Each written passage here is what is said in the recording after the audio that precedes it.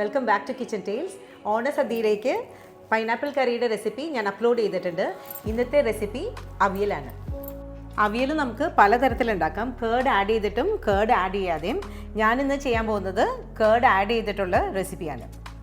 വെജിറ്റബിൾസിൻ്റെ കാര്യത്തിലാണെങ്കിലും നമുക്ക് വേരിയേഷൻസ് വരുത്താം. ഞാനിന്ന് എടുത്തിരിക്കുന്നത് ചേന, പച്ചക്കായ, മുരിങ്ങക്കോല്, ക്യാരറ്റ്, മത്തങ്ങ, കുമ്പളങ്ങ, വഴുതനങ്ങ, പയർ ആൻഡ് ടൊമാറ്റോ, ഇത്രയാണ് എടുത്തിരിക്കുന്നത്. ആൻഡ് വെജിറ്റബിൾസ് കട്ട് ചെയ്യുമ്പോൾ നീറ്റായിട്ട് ഈവനായിട്ട് വേണം കട്ട് ചെയ്യാനായിട്ട്. എപ്പോഴും ഒരു മീഡിയം തിക്നെസ്സിൽ വേണം കട്ട് ചെയ്യാനായിട്ട്. ആൻഡ് മുരിങ്ങാക്കോൽ എപ്പോഴും ഇതുപോലെ കട്ട് ചെയ്തിട്ട് വേണം ആഡ് ചെയ്യാനായിട്ട്. ആൻഡ് നേരത്തെ ഞാൻ പറഞ്ഞ പോലെ തന്നെ വെജിറ്റബിൾസ് എപ്പോഴും വേരിയേഷൻസ് വരുത്താം. നിങ്ങൾക്ക് വേണ്ടെങ്കിൽ മത്തങ്ങയും വഴുതനങ്ങയും ഇതിൽ ആഡ് ചെയ്യണമെന്നില്ല. ഞാനൊരു 10 പേർക്കുള്ള ക്വാണ്ടിറ്റിയാണ് പറയാൻ പോകുന്നത്. ചേനയും മത്തങ്ങയൊക്കെ ഞാനൊരു 250 ഗ്രാംസ് എടുത്തിട്ടുണ്ട്. ബാക്കി എല്ലാ വെജിറ്റബിൾസും 2 എണ്ണം വീതം എടുത്തിട്ടുണ്ട്. നിങ്ങൾക്ക് വേണമെങ്കിൽ നോൺ സ്റ്റിക്ക് പാനിലാണെങ്കിലും അവിയൽ ഉണ്ടാക്കിയാൽ മതി. ബട്ട് ഞാനിത് ക്വാണ്ടിറ്റി കൂടുതലുള്ള കാരണം ഈ ഒരു വലിയ പാത്രം എടുത്തതാണ്. ഒരു കടായിലോട്ട് ഒരു 1/2 കപ്പ് കോക്കനട്ട് ഓയിൽ ആഡ് ചെയ്യുക. ദെൻ നമ്മൾ കട്ട് ചെയ്ത് വെച്ച വെജിറ്റബിൾസ് ആഡ് ചെയ്യുക. 1 table spoon salt, 1/2 teaspoon turmeric powder, ഇത്രയും ആഡ് ചെയ്ത് നന്നായിട്ടൊന്ന് മിക്സ് ചെയ്യാം. അവിയലിന് എപ്പോഴും വെജിറ്റബിൾസ് ഓവറായിട്ട് കുക്ക് ചെയ്യരുത്. നോൺ സ്റ്റിക്ക് പാൻ ആണെങ്കിൽ വാട്ടർ ആഡ് ചെയ്യാതെ നിങ്ങൾക്ക് കുക്ക് ചെയ്യാവുന്നതാണ്, ലോ ഫ്ലെയിം വെച്ച്. ബട്ട് ഇതായതുകൊണ്ട് ഞാൻ ഒരു 1/4 കപ്പ് ഹോട്ട് വാട്ടറും കൂടി ആഡ് ചെയ്യുന്നുണ്ട്.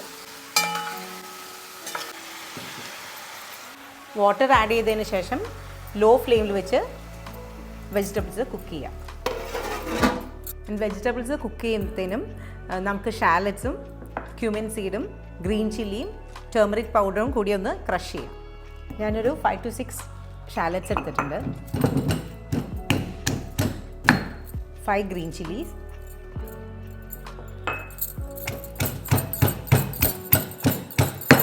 And cumin seed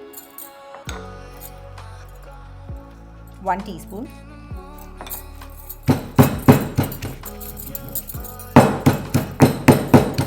and turmeric powder 1/4 teaspoon.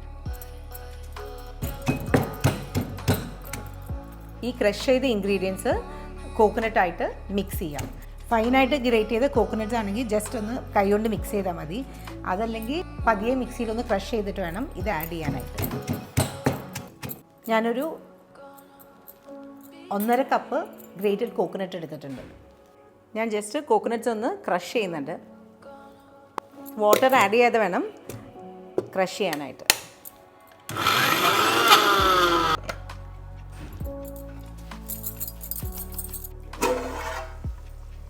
Vegetables ഇപ്പോൾ ഹാഫ് കുക്കായിട്ടുണ്ട്. ഈ ഒരു പോയിന്റിൽ വേണം ടൊമാറ്റോസ് ആഡ് ചെയ്യാനായിട്ട്.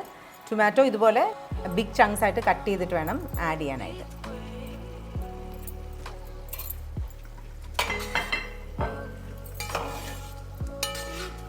കുറച്ചധികം കറി ലീവ്സും കൂടി ആഡ് ചെയ്യാം.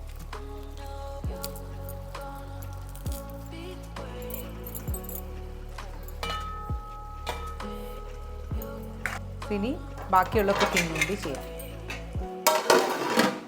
ഇനി നമ്മൾ നേരത്തെ ക്രഷ് ചെയ്ത ഷാലറ്റ്സിൻ്റെ മിക്സ് ഈ ക്രഷ് ചെയ്ത കോക്കനട്ട്സ് ആയിട്ട് നന്നായിട്ടൊന്ന് മിക്സ് ചെയ്യാം. നന്നായിട്ട് കൈകൊണ്ട് നന്നായിട്ട് മിക്സ് ചെയ്തിട്ട് വേണം നമ്മുടെ വെജിറ്റബിൾസിലോട്ട് ആഡ് ചെയ്യാനായിട്ട്. വെജിറ്റബിൾസ് ഇപ്പം നന്നായിട്ട് കുക്കായിട്ടുണ്ട്. ഇനി നമ്മൾ ക്രഷ് ചെയ്ത കോക്കനട്ട് മിക്സ് വെജിറ്റബിൾസിലോട്ട് ആഡ് ചെയ്യാം.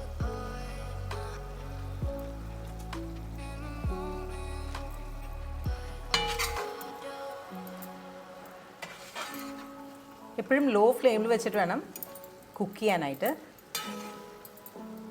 ഇനി ഒരു 2 മിനിറ്റ്സ് കൂടി ഒന്ന് ലിഡ് വെച്ച് കവർ ചെയ്ത് കുക്ക് ചെയ്യാം. ഇതിപ്പോൾ കോക്കനട്ട് ഇപ്പോൾ നന്നായിട്ട് കുക്കായിട്ടുണ്ട്.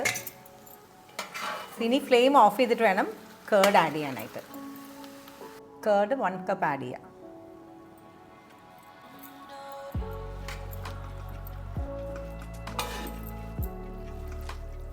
ഇനി കുറച്ചധികം കറി ലീവ്സ് ആഡ് ചെയ്യാം. പതിയൊന്ന് ക്രഷ് ചെയ്തിട്ട് വേണം കറി ലീവ്സ് ആഡ് ചെയ്യാനായിട്ട്. ആൻഡ് ഫൈനലി ഒരു 1/2 കപ്പ് റോ കോക്കനട്ട് ഓയിൽ. അതാണ് അവിയലിന് ഏറ്റവും നല്ല ഫ്ലേവർ കൊടുക്കുന്ന മെയിൻ ഇൻഗ്രീഡിയൻറ്റ്.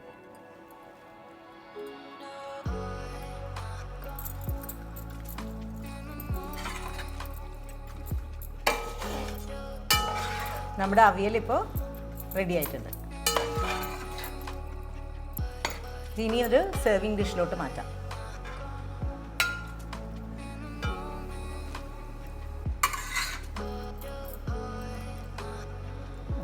നമ്മുടെ സദ്യയിലേക്കുള്ള അവിയൽ റെഡി ആയിട്ടുണ്ട്.